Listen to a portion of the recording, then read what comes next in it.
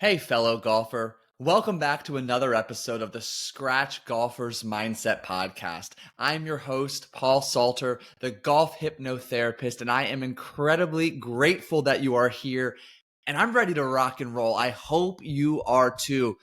Be warned, the energy is at 11 out of 10 this morning. The topic we're going to dig into is one I feel incredibly passionate about, so buckle up. Get your notepad ready. If you're listening while driving, pay extra attention to the road and make a note to come back and listen to this one again, because it is a principle, a concept that will absolutely accelerate your progress to shooting lower scores. And today, we're talking about acceptance.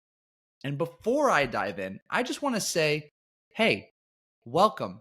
Quite a handful of new listeners the past few weeks, and welcome to the Scratch Golfer's Mindset Podcast. Thrilled that you're here, thrilled that you're spending time with me and other experts in the realm of golf psychology, all things mental and emotional side of golf. Really appreciate you being here. With that said, I want to begin today's episode with a personal story that I have an imagination really resonates with you and your golf journey too.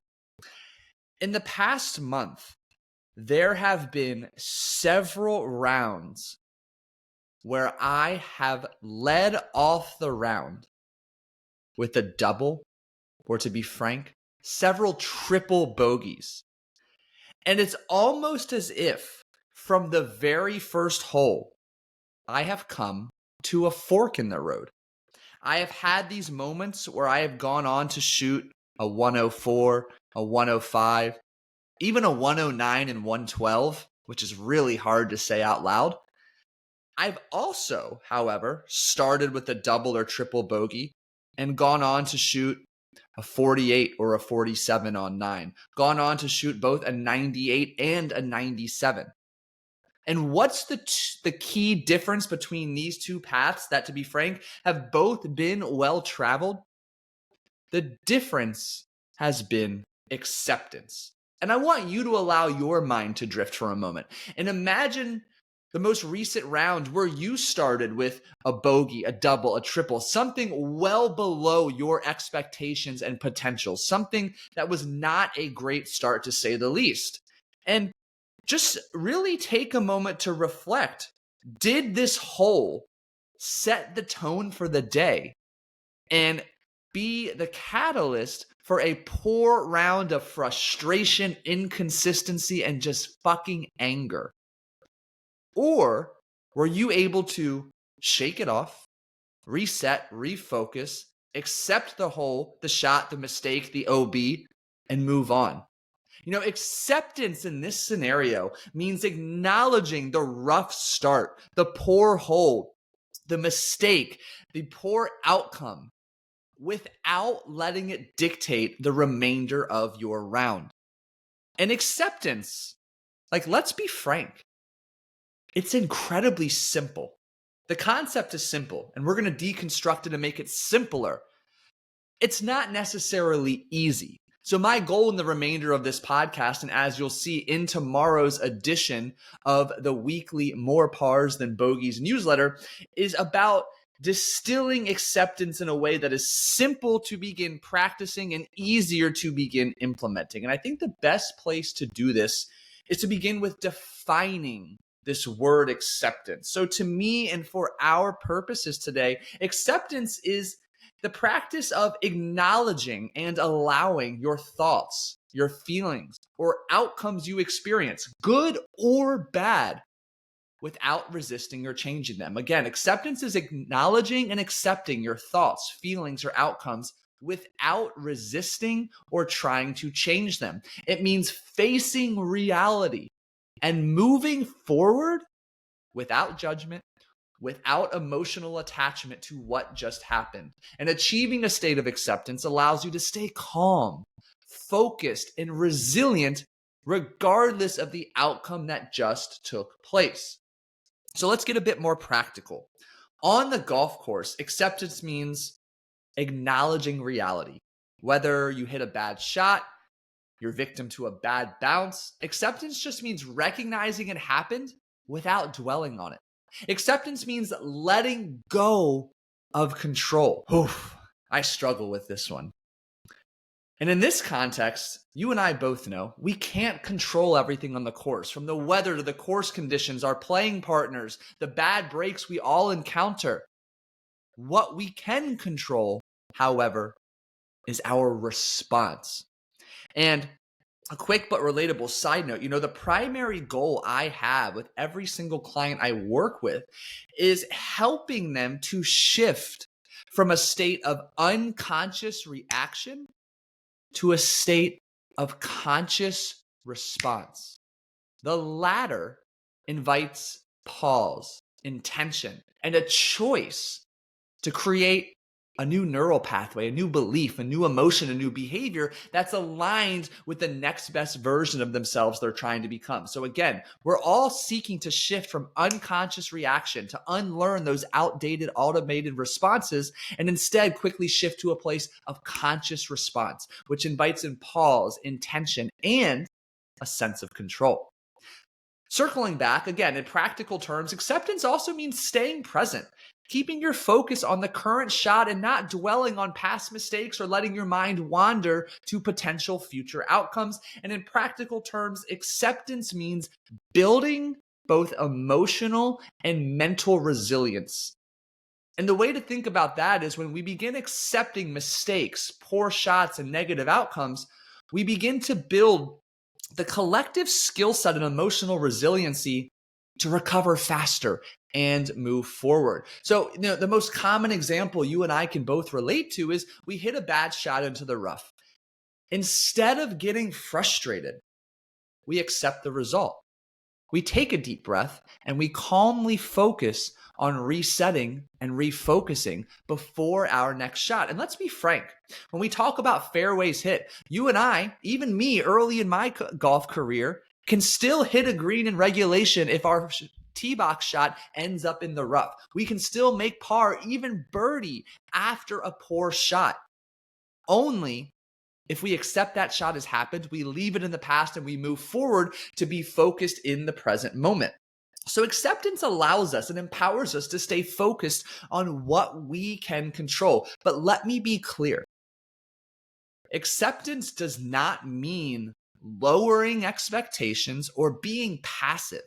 In fact, as I've worked to create my golf identity, I am one who really leans toward confidence and aggression, showing up with this resounding belief I can hit and make any shot, any putt.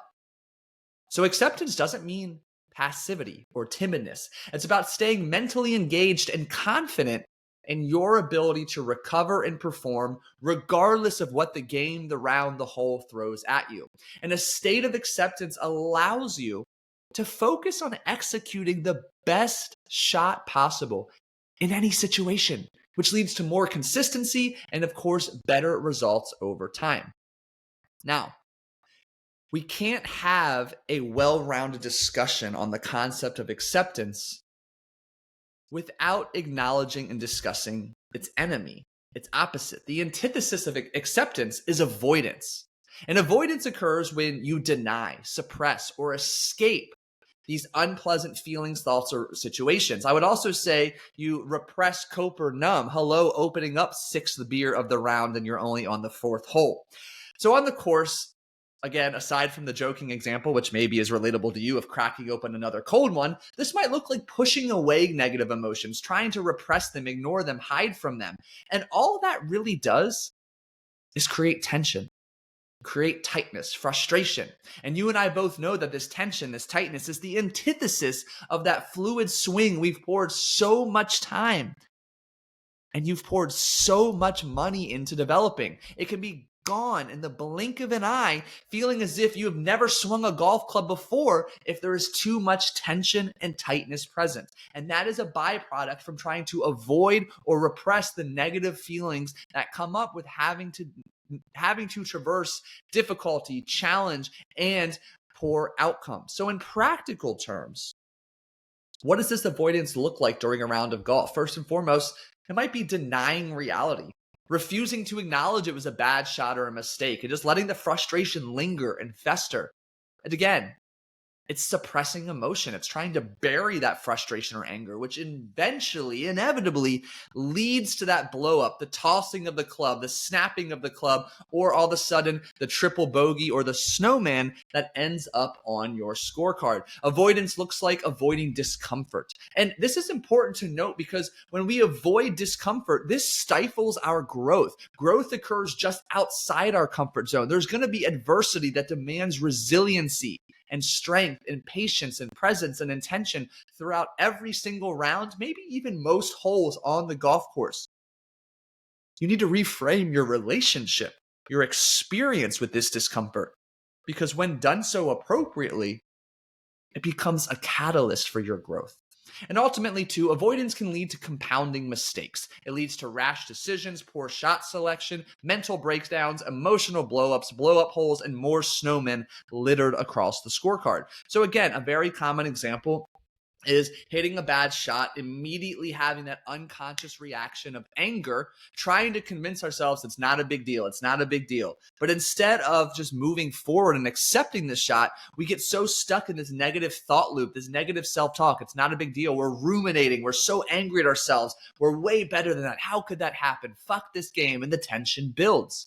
On the next shot, the tension is present. You shank another one, it compounds, and there's the blow-up hole in action from start to finish. Here's what you need to know about the difference between acceptance and avoidance.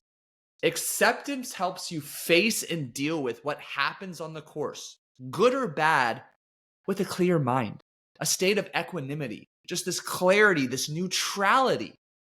And I'd also add, I am a big advocate for inviting curiosity into the game. You hit a wayward shot or a poor shot, you make a mistake. Get curious, not judgmental, just curious. Why did that happen? Through a lens of non-judgmental curiosity, can you investigate? I'm curious why that happened. And again, you don't dwell on it in that moment, but maybe you make a note to revisit it later. You put something in your notes app or it just sticks out to you. You revisit it later when you're reflecting on your round. What happened there? So think of acceptance as flowing with the game, adapting to whatever happens and moving forward smoothly. Avoidance, on the other hand, leads to ignoring or denying the reality of mistakes or emotions, which often results in bigger mental and emotional blocks and poor performance. Avoidance is like hitting a wall. It stifles you, and the harder you resist or try to push away these negative thoughts, feelings, the more you block your progress. So I want to move our conversation now into talking about some additional specific benefits of practicing acceptance on the course, because cultivating this skill of being able to practice acceptance on demand, it empowers you to remain calm, focused, mentally flexible, and emotionally resilient.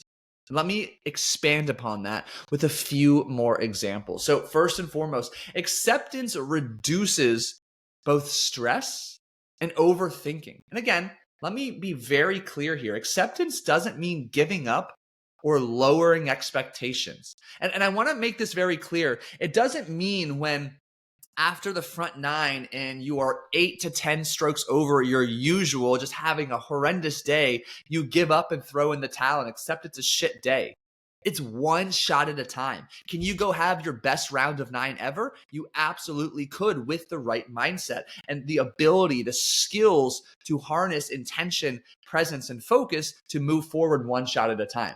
So acceptance means acknowledging what has happened at that moment without fighting it. It's accepting the reality of the situation. And let's be frank here, you can't go back in time and play that shot again. I would be a scratch golfer if I consistently played a 2-ball scramble. Well, maybe not quite, but I would definitely be shooting better.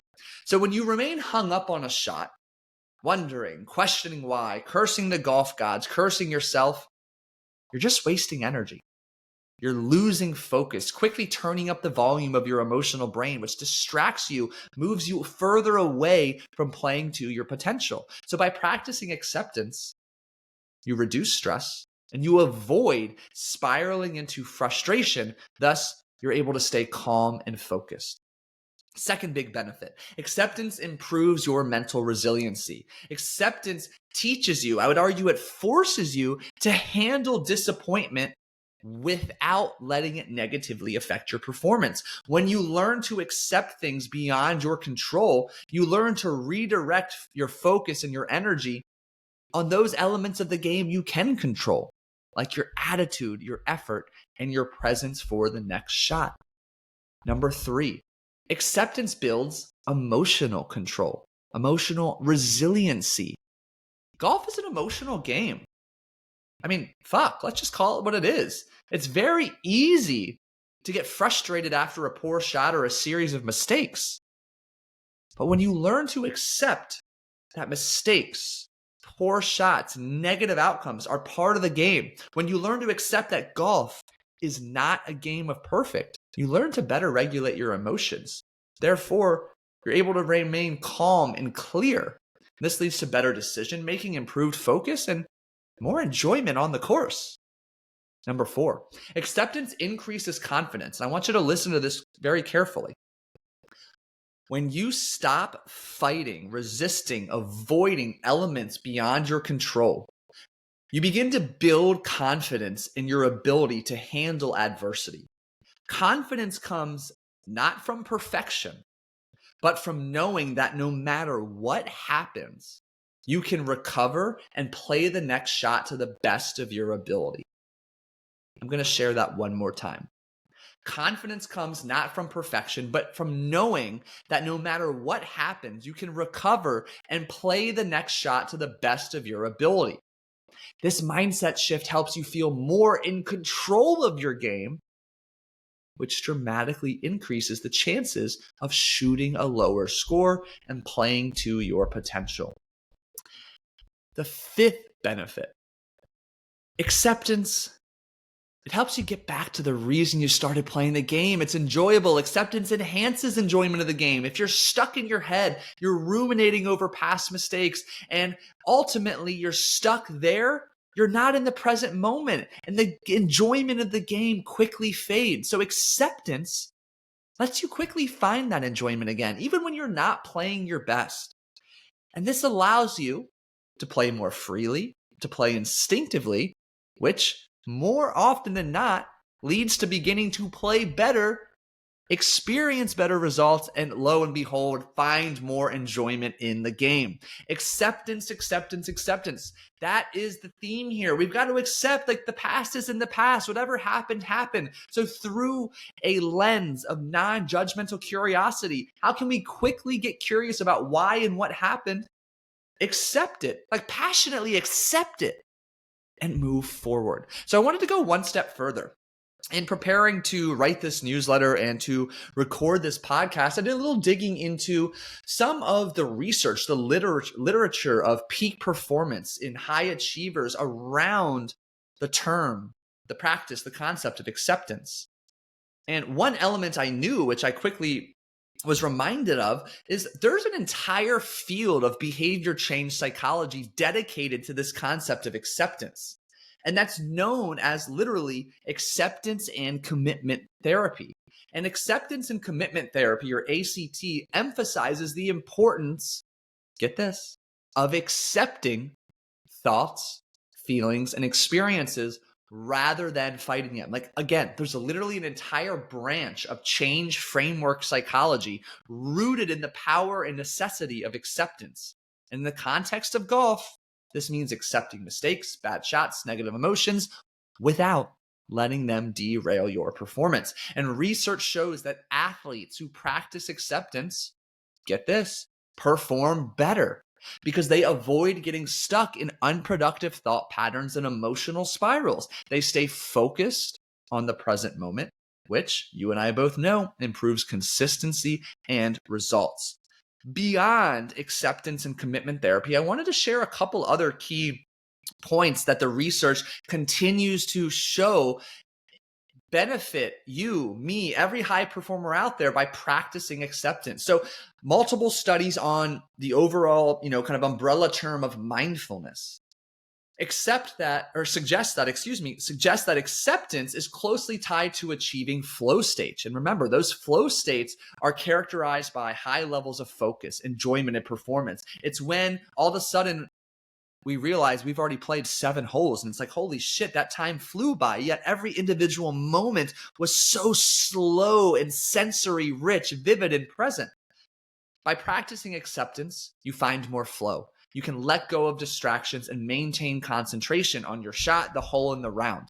Research also indicates that mindfulness, again, which includes acceptance, leads to greater focus, better decision-making, increased resiliency, and improved results.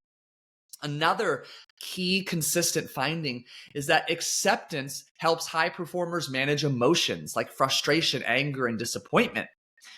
And by accepting these emotions as part of the process, rather than suppressing or fighting them, you can stay calm, you can think clearly, and make better decisions. Now, there's an entire newsletter I wrote and a podcast I recorded all about what's known as the adult learning model, or the conscious competence model of learning, that talks about the literal 4 stages you, me, every adult goes through when learning a new skill. And when we're able to not only have the clarity on this natural framework and expected progression, but we can accept that there will be some growing pains and inevitable frustration, a handful of expected and unexpected challenges, this state of acceptance makes this ride far smoother to go from beginner to proficiency to mastery. Moving on, acceptance enhances cognitive flexibility and the ability to adapt to changing circumstances, and greater strength and ease to recover from mistakes. You and I both know golf is a sport where anything can go wrong at any time, a bad bounce, poor weather, or mistakes.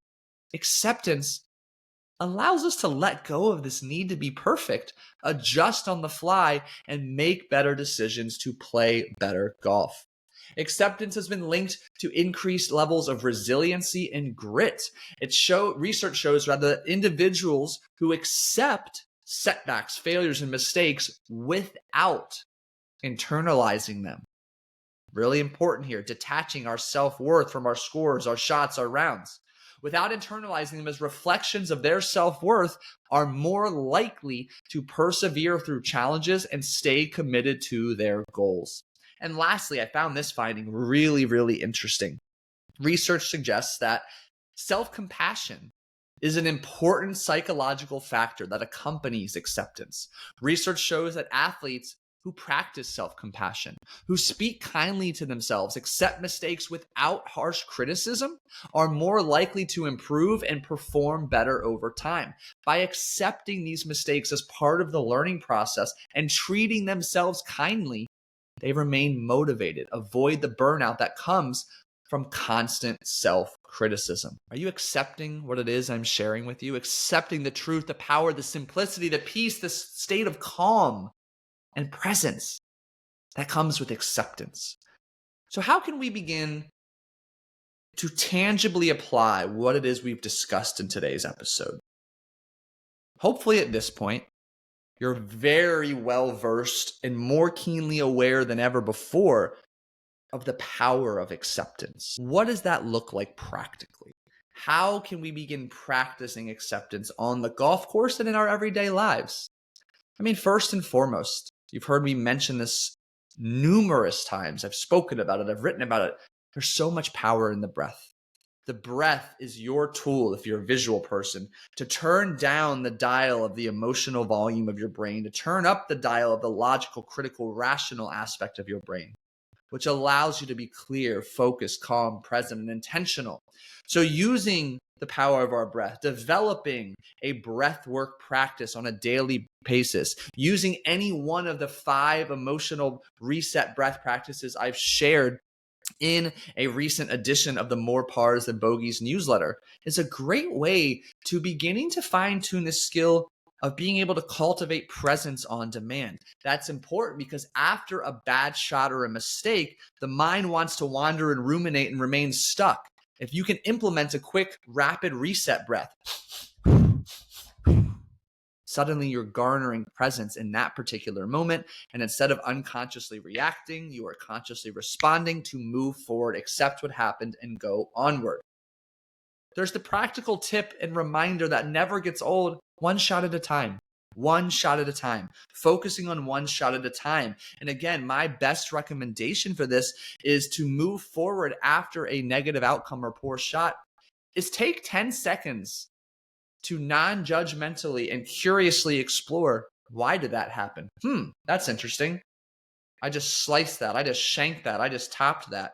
And to passionately accept it within 10 seconds and move on. You've got to pay attention to your self-talk. Absolutely, you've got to pay attention to your self-talk. Your self-talk needs to be infused with positivity and acceptance. It is what it is. I can only control what's next. I'm moving forward. These need to be ripe and rich in your self-talk. I hope you found value in today's conversation about acceptance. It is a necessary component. You are going to come to so many micro forks in the road that if you do not have an ability to practice acceptance, your round, your whole, your even game will quickly get away from you. I want you to keep that in mind. And if there's any questions, any further clarity needed on this topic of acceptance, connect with me. Twitter, Instagram, send me an email, paul@unstuckyourselfmindset.com. And just a quick heads up, may or may not be relevant, but worth sharing. I'm about to update or upgrade all of my social handles for congruency and consistency. So the name is the same across all platforms. So shortly here by, the next week, maybe 2 weeks, everything will be at the Golf Hypnotherapist. At the Golf Hypnotherapist on Twitter and on Instagram. And with that said, I thank you so much for listening to another episode of the Scratch Golfer's Mindset podcast. If you found today's conversation valuable, share it with a fellow golfer. And if you've yet to do so, it is a tremendously positive help if you take 30 seconds to leave a genuine rating or review on Apple Podcasts, Spotify, or wherever you're listening to today's episode. Thank you so much for listening. Hit them straight this weekend. Have fun, accept what happens, and enjoy yourself. I'll catch you in the next episode.